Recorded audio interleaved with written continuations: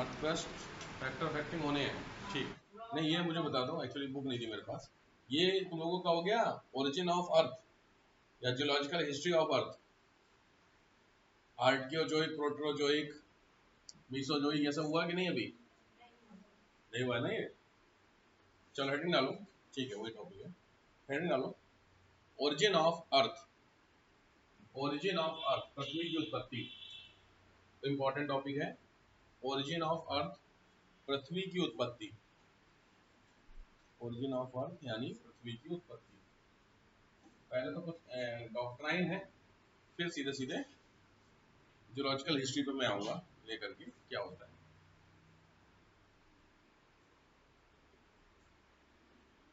Origin of earth देखो, there are सम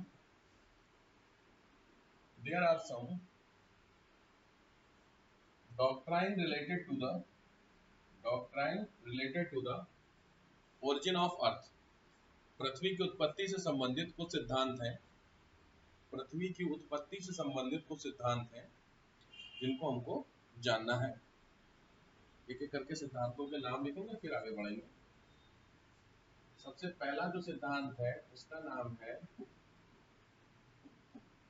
कास्ते दा बफन, कास्ते दा बफन, ये साइंटिस्ट है, कास्ते दा बफन ये साइंटिस्ट है। इनकी थ्योरी है 1749 की थ्योरी है, 1749 की थ्योरी है। और इन्होंने दो तरीके के कॉन्सेप्ट दिए, एक दिया मोनिस्टिक कॉन्सेप्ट और दूसरा दिया ड्यूअलिस्टिक कॉन्सेप्ट। मोनिस्टिक एंड ड्यूअलिस्टिक दो तरीके के सिद्धांत दिए जाते हैं, ठीक है। इसको इस तरीके से समझो, मोनिस्टिक का मतलब होता है बाई वन, यानी जो पृथ्वी बनी है वो किसी एक चीज से बनी है, और ड्यूअलिस्टिक का मतलब होता है बाई टू, कोई दो चीजें शामिल होती हैं। ध्यान से, मोनिस्टिक और ड्यूअलिस्टिक दो कॉन्सेप्ट आपके काम करते हैं। पहला हो गया आपका एक तरह से, दूसरा दो तरीके से, पहली चीज है। तो ये दोनों को आपको समझना होता है, मोनिस्टिक और ड्यूअलिस्टिक कॉन्सेप्ट क्या होती है। फिर मॉडर्न थ्योरी पे आएंगे, ठीक है। चलो अब आ जाओ, सबसे इंपॉर्टेंट तो इसको हमको कवर करना है दो पार्ट में। तो पहला आ जाओ, मैं इधर लिख देता हूँ, मोनिस्टिक कॉन्सेप्ट में कौन कौन सी थ्योरी आती है, मोनिस्टिक कॉन्सेप्ट के अंदर कौन कौन सी थ्योरी आती है, ठीक है। इसको एक एक करके बताता हूँ। सबसे पहले इसमें आती है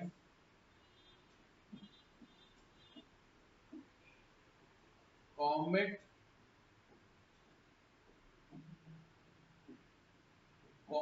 हाइपोथेसिस, प्रीलिम्स के लिए बहुत आती है, ध्यान से। दूसरा है नेब्यूला हाइपोथेसिस, तीसरा है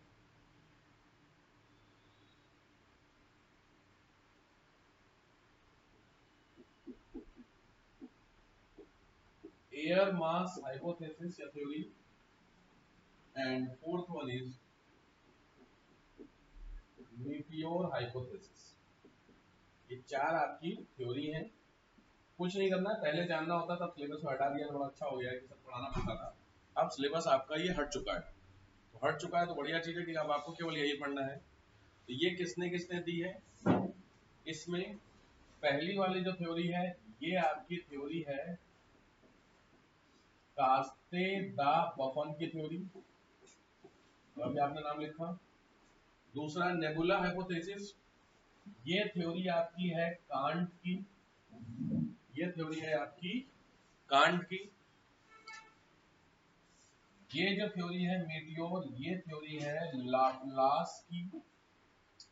एंड एयर मास थ्योरी है लॉकियर की। ये चारों थ्योरी हैं। इन चारों थ्योरी को दिया गया था अर्थ कैसे बनी, ठीक है। तो इसको पहले डिटेलिंग जानना था, अब नहीं जानना तो बढ़िया बात होगी, कम से कम डिटेलिंग आपको नीड नहीं है। तो हाँ, मैच करने के लिए बहुत आते हैं, तो कोशिश कीजिए थोड़ा ध्यान से इसको नोट करिए, मैचिंग के क्वेश्चन बनते हैं इसमें।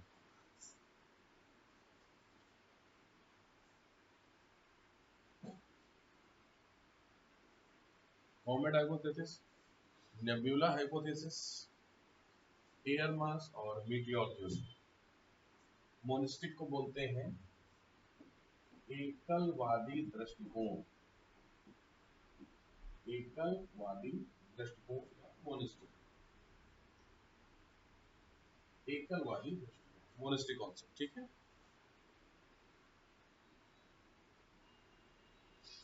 जल्दी करिए, ये क्या टॉपिक है? टॉपिक है ओरिजिन ऑफ अर्थ, दुनिया कैसे बनी है। ये कुछ है नहीं, कॉमेट तो जानते ही होगे, कॉमेट तो पढ़ चुके ना, कॉमेट याद है ऊपर से आ रहा था, इन्होंने बोला ऊपर से आया, गिरा और दुनिया बन गई। तो प्रैक्टिकल चीज नहीं है ये, बस जो भी थ्योरीज हैं शुरू में दी गई थी इसलिए हमें जानना, मैंने ऐसा थोड़ी हुआ यार, हुआ तो किसी और तरीके से। मैंने थ्योरी भी आपको बताई थी, अगर याद हो, बिग बैंग थ्योरी स्टार वाले लेक्चर में, याद है कुछ? तो कायदे में जो सबसे ज्यादा सपोर्टेड थ्योरी वो बिग बैंग ही है, बट क्योंकि इनिशियल वाली थ्योरीज थी इसलिए आपको जानना पड़ेगा। तो नोट हो गया, ये कॉन्सेप्ट आता है मोनिस्टिक कॉन्सेप्ट, हटाओ उसको। दूसरा जो कॉन्सेप्ट है आपका वो आता है ड्यूलिस्टिक कॉन्सेप्ट,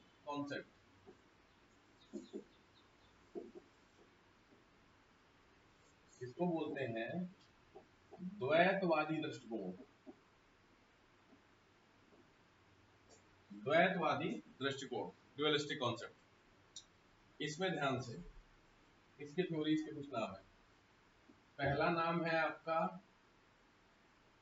एक्लिप्स हाइपोथेसिस, ग्रहण सिद्धांत। सेकंड आपका नाम है टाइडल थ्योरी। थर्ड है ज्वाइंट स्टार थ्योरी। फोर्थ है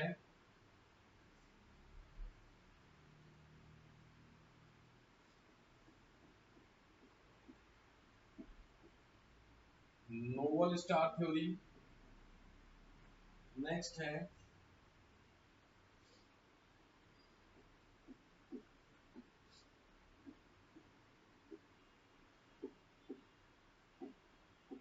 इलेक्ट्रोमैग्नेटिक थ्योरी।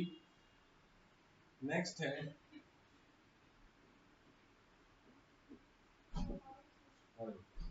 ये आपकी सारी थ्योरीज हैं, ठीक है, ड्यूलिस्टिक कॉन्सेप्ट और सेफिट थ्योरी। अब इनके जिन्होंने दिए हैं इसमें, ये पहले का नाम, ये बहुत इंपॉर्टेंट है, जो पहली थ्योरी दी है उनका नाम है चैम्बरलिन। दूसरी थ्योरी दी गई है उनका नाम है जेम्स जीस। थर्ड जो थ्योरी दी गई है वो है एन रसेल। नेक्स्ट है होयल। इलेक्ट्रोमैग्नेटिक में है ऑकवेन, ऑकवेन। और सिफिट थ्योरी दी है, ये है एस सी बैनर्जी, इंडियन। ये आपकी ड्यूलिस्टिक कॉन्सेप्ट की थ्योरी काम करती है, ठीक है। मतलब इसमें दो दो चीजों से अर्थ का फॉर्मेशन हुआ है, ऐसी कुछ थ्योरी है, ठीक है। मैच कर लीजिए।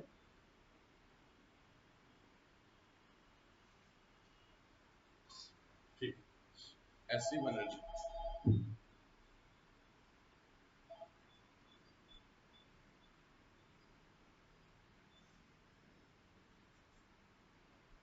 Eclipse, tidal, joint star, novel star, electromagnetic और सेफिट थ्योरी, ठीक है।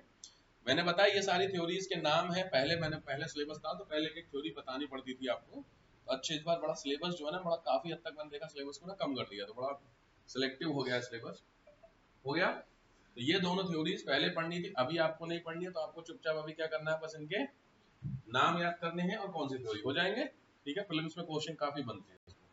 डन, चलो हटाओ, नेक्स्ट आ जाओ। नेक्स्ट आपकी थ्योरी है जिसको हम लोग मॉडर्न कॉन्सेप्ट बोलते हैं। ये तो सब मैं बता चुका हूँ ना, मॉडर्न हाइपोथेसिस, सिंपली क्या नाम था जिसका? बिग बैंग थ्योरी, याद है यार? बिग बैंग थ्योरी कुछ याद आ रहा है? मैं आगे बढ़ जाऊं ना? बिग बैंग थ्योरी सबसे पहले अलग अलग क्या थे, मेन वो थे एलिमेंट्स थे, आयंस वगैरह थे ना, वो आपस में मिलते हैं फिर एक साथ टूटते हैं, टूटने के बाद उसके पार्ट अलग अलग हो जाते हैं, अर्थ में से मिनरल्स निकलते, कुछ याद आ रहा थ्योरी? सिंपल बात है, बिग बैंग थ्योरी होती है। तो बिग बैंग थ्योरी दी किसने दी है? हाँ जी बिल्कुल सही, नाम नोट कर लीजिए, जॉर्ज लेमेंटियर, जॉर्ज लेमेंटियर, जॉर्ज लेमेंटियर, ये है बिग बैंग थ्योरी के फादर। ये नाम आपको इम्पोर्टेंट है, बाकी सारे थ्योरी में, ठीक है। ये कहानी, इनके हिसाब से हमको समझना होता है क्या हिसाब किताब होता है, हटा दो उसको। चलो अब आपको मैं समझाता हूँ, मुझे बताना क्या है। लिखने वाला कॉन्सेप्ट है आज आपका,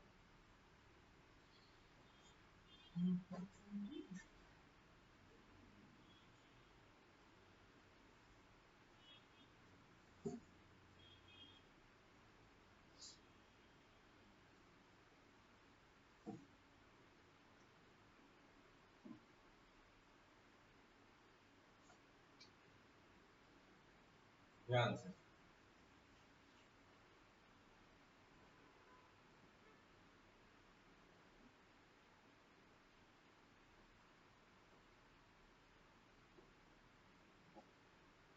देखो क्या है सामने, ये आपको की बेसिकली थ्योरी है, क्या है इसको समझो। ये ऐसे समझो, पहले मैं आपको बताता हूँ। अगर हम लोग अपनी बात करते हैं तो जो टाइम होता है, उस टाइम की अगर आपको पूछे सबसे बड़ी यूनिट कौन सी होती है जिसको आप जानते हैं, सबसे ड्यूरेशन में सबसे बड़ी यूनिट कौन सी आप जानते हैं? टाइम की सबसे बड़ी यूनिट जिसके वो आप जानते हैं, लाइफ ईयर, लाइट ईयर, वो तो डिस्टेंस की है। मैं टाइम की पूछ रहा हूँ, जैसे सेकंड होता है टाइम की एक यूनिट होती है, ऐसे आवर जानते हैं, उससे और बड़ी यूनिट नहीं जानते। और से बना क्या होता है? डे, 24 घंटे हो गए उसमें। डे से बड़ा week, step by step, week से बड़ा मंथ, मंथ से बड़ा ईयर, ईयर से बड़ा डिकेड, सुना है 10 साल, उससे बड़ा सेंचुरी। 100 साल का तो हिसाब किताब 100 के ज्यादा का भी है कोई, बोलने में 1000 ईयर बोलते बट नाम तो नहीं है, नाम तो सेंचुरी होता है, 19th सेंचुरी, 12th सेंचुरी, ठीक बात है। अगर मैं इसके हिसाब से, ये जो आपने पढ़ा सेंचुरी वाला वर्ड, ये वर्ड हिस्ट्री में बोला जाता है। अब अगर मैं ज्योग्राफी में जैसे हिस्ट्री की एज बता, उसकी आपको अर्थ की एज बतानी है, तो अर्थ की जो एज होती है वो हिस्टोरिकल फिनोमेना से बताएंगे, तो वहां पे तो हम वो याद है एडी और बीसी यूज करते हैं। बट अगर ज्योग्राफिकल उस स्केल से मुझे समझाना होगा, तो जो ज्योग्राफिकल स्केल होती है वो यहाँ पे कुछ लिखा हुआ है। होता क्या है, ज्योग्राफी के पॉइंट ऑफ व्यू से जो सबसे बड़ी एज होती है उसको बोलते हैं इरा। क्लियर हो गया? ध्यान से लिखना जब मैं बोलूं, पहले समझो सबसे बड़ा क्या होगा, इरा। इस इरा के अंदर कई सारे होते हैं इपो, ये वर्ड है। सबसे बड़ा क्या होगा, इरा। इरा के अंदर कई सारे क्या होंगे, इपो। कुछ को समझ में आ रहा? और एक इपो के अंदर कई सारे होते हैं पीरियड। हिसाब समझ गए? यानी सबसे बड़ा होगा इरा। एग्जांपल हम लोग ले लेते हैं एक डिकेड, तो एक डिकेड में कितने होते हैं, 10 अलग अलग साल होते हैं, तो वो क्या हो जाएंगे, इपो। और जो 10 अलग अलग साल है इपो, उसके अंदर कई सारे घंटे होंगे, कई सारे दिन होते हैं, वो क्या कहलाएगा, पीरियड। सिस्टम समझ रहे हो? तो एक इरा सबसे बड़ा कहलाया। इरा के अंदर कई सारे इपो, कई सारे इपो के अंदर या एक इपो के अंदर कई सारे पीरियड। इसको समझने के लिए इसको पैरेलल में आपको समझना होगा, कुछ नहीं है। जैसे मैंने बताया, आप क्या ले लो, एक आवर, सही बात है। तो एक आवर के अंदर कई सारे मिनट आया ना, और एक मिनट के अंदर कई सारे सेकेंड। अब हिसाब समझ में आ गया? तो जनरली हम और आप इससे यूज टू हो रखे, इसलिए हमें पता रहता अच्छा ये चक्कर ये है। बट यहाँ जो ज्योग्राफी में पढ़ाई की जाती है, तो ज्योग्राफी में इसलिए आपने सुना होगा जुरासिक पीरियड, ये तो सुना सबने। बाकी कुछ जानो जानो, जुरासिक तो सबने जाना, जैसे डायनासोर थे यार, तो वो जुरासिक क्या है, तुम्हारा पीरियड है, ठीक है। मे भी आपने थोड़ी बहुत हिस्ट्री पढ़ी होगी ज्योग्राफी में, तो आपने सुना होगा कार्बोनिफेरस पीरियड, जो भारत के कोयला वेला निकलता है जहां से, कार्बोनिफेरस सुना, तो कार्बोनिफेरस क्या था, वो ये था। अब आया समझ में? तो आज जो हम लोग पढ़ेंगे वो पढ़ेंगे अर्थ की हिस्ट्री की। दुनिया में जो सबसे पहले अर्थ बनी थी, तो सबसे पहले कुछ तो बना होगा, और उस कुछ में क्या बना होगा, मतलब सब, अच्छा गैस मारो, सबसे पहले दुनिया में क्या आया, पानी। पानी आया आपने बोला, अच्छा ठीक है पानी आया, चलो ठीक है, ठीक बात है, पानी आया, जमीन भी पानी साथ ही आया होगा, आगे पीछे आए होंगे, जितनी जानकारी आपके पास उसके हिसाब से बताइए, स्पिरिचुअल अगर पता हो, टेक्निकल तो नहीं पता होगा, स्पिरिचुअल जैसा किताबों में बोला गया है सबसे। अच्छा बोलिए, सबसे पहला जीव कौन सा था? मछली। अब वैसे पानी आया हुआ मछलियों की लॉजिक बात है, बट मछली थी या नहीं थी उसको आपको जान, आप देखो मछली थी उसके एविडेंसेस अगर हैं तो अच्छी बात है, और जिसके एविडेंस से सबूत नहीं है उसको हम कैसे मान लें? तो बेसिकली आज जो पढ़ना है वो हमको यही पढ़ना है कि किस वाले, देखो यहाँ पे अब इसको समझो, पहले मैं स्मॉल कर दूंगा, यहाँ पे देखो अलग लिखा है क्वाटरनरी, नियोसीन लिखा है, पैलियोसीन, क्रिटेशियस, ये लिखा है जुरासिक। तो ये जो जुरासिक है यहाँ डायनासोर आया था, अब आया समझ में आया? तो इसके और आगे चलते चलेंगे यहाँ पे देखो फिर आगे हीलोसीन, होलोसीन दिख रहा है, प्लीस्टोसीन, ये जो नाम दे रहे हैं ये सब इपो और ये सब अलग अलग हैं, ठीक है, बट पॉइंट समझ में आ गया? तो हमको क्या करना है, जो कवर करना है वो कवर करना है अर्थ की एज, जब से अर्थ बनी है तब से लेके आज तक किस वाले पीरियड में कौन कौन आया है। तो इस मैप से कोई मतलब नहीं है, मैं आपको बोर्ड पे बता दूंगा, इसमें टेक्निकल मत, बहुत सारी चीजें दी हुई, नीड नहीं है, जितना तुम्हारे एग्जाम के लिए जरूरी उतना बताया जाएगा, ठीक है, क्लियर हो गया? तो सबसे पहले हेडिंग डालिए, एज ऑफ अर्थ, पृथ्वी की आयु, एज ऑफ अर्थ, पृथ्वी की आयु, पहला टॉपिक है, स्टार्ट करिए बस लेक्चर सीरियस होकर। एज ऑफ अर्थ, उसमें पहला पॉइंट ये, समय को निकालना, टू कैलकुलेट द टाइम, समय को निकालने के लिए टाइम के अंदर आप क्या करेंगे, एक गिरा बनाएंगे, एक गिरा के अंदर कई सारे इपो बनाएंगे, कई सारे इपो के अंदर कई सारे पीरियड बनाएंगे। हिंदी और इंग्लिश में इरा, इपो और पीरियड को सेम बोलते हैं, उसमें आपको सेम ही नाम लिखना पड़ेगा, ध्यान से।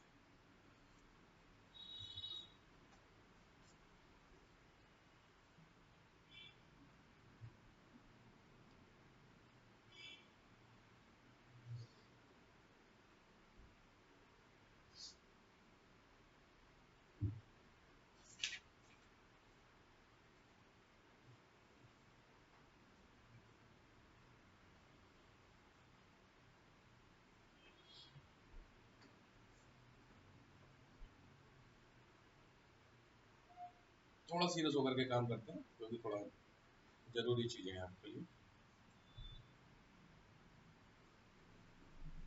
मुझे उसकी नीड नहीं है, जब नीड होगी मैं दिखा दूंगा, उसको हटा देता हूँ, बोर्ड बड़ा हो जाएगा।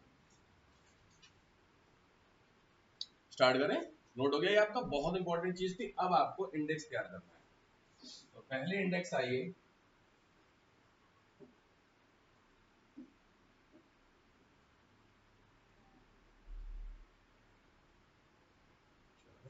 ठीक, एक दो तीन चार पाँच छह, ध्यान से, यानी 4 कॉलम 6 रो, या जैसा आप रो समझते हो, इसको इसको रो बोलते हो, इसको इसको रो बोलते हो,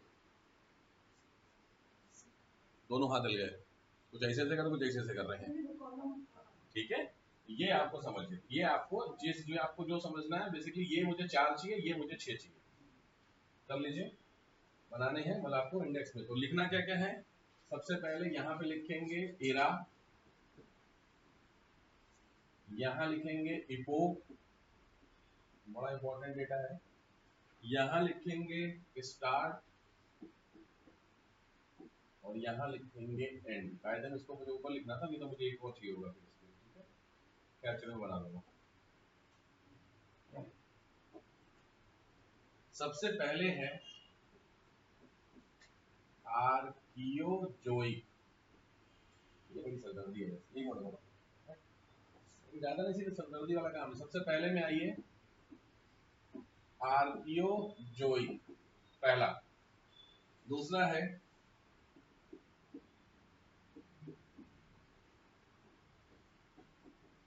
Proterozoic, third is Palaeozoic, next है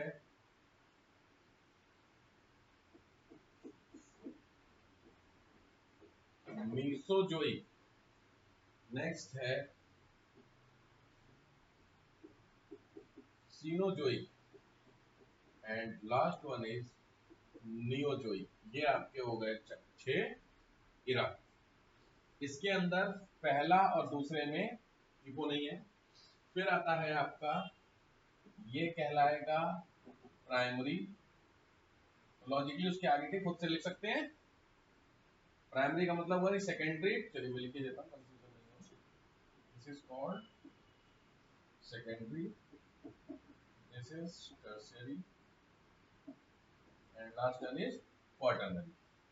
अब आते हैं, ये शुरू कब होता है, तो 4 डाई 59, मुझे एक बार लिखने दीजिए, 4 बिलियन ईयर। ये है आपका 2.9 बिलियन। नेक्स्ट है आपका 59 CR year, this is 24 CR year, 6.5 CR year, और ये है आपका 20 लाख ईयर, और ये है आपका 1.5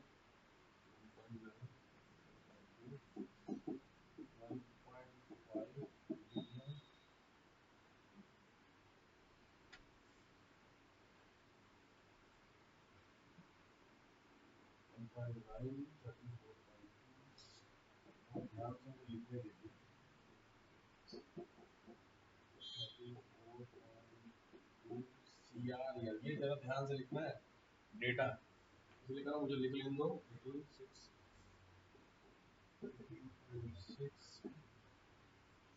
6 CR year and this is running. ये है क्या, आपको इंडेक्स समझा देता हूँ। इंडेक्स में बेसिकली क्या है, ये है आपका era, this is called eco, this is called start कब हुआ, और ये है आपका ड्यूरेशन, मतलब कितने टाइम तक रहा। समझ लीजिए पहले, फिर 5 मिनट दूंगा मैं आपको। ये है आपका इरा, दिस इज इको। पहले एक इरा को क्या इको के नाम दिए गए थे, इसके अंदर फिर लॉजिक बात है, हर एक इको के अंदर पीरियड भी होंगे, मैंने भी आपको बताया था, आगे बताऊंगा, एक एक पे आऊंगा तो बताऊंगा पीरियड कब स्टार्ट हुआ था। इसका मतलब 4 बिलियन ईयर्स की बात हो रही है स्टार्ट। इसका मतलब दुनिया की अगर एज की बात करें तो यही बोल सकते हैं, क्योंकि दुनिया तुम्हारे पास सबसे पहला सिस्टम यहाँ से शुरू होता है, और स्टार्ट कहाँ से हुआ, 4 बिलियन। इसका मतलब होता है कि 4 बिलियन साल पहले से ही तो सब कुछ शुरू हुआ होगा। तो सब कुछ शुरू होगा, इसका मतलब जो अर्थ की एज अभी है वो कितनी है, 4 बिलियन साल है कि नहीं है भाई, इससे पहले का तो एविडेंस है नहीं, और अभी हमारा रनिंग है आगे की काम। भाई तुम्हारी एज कितनी है, तुमको कैसे है,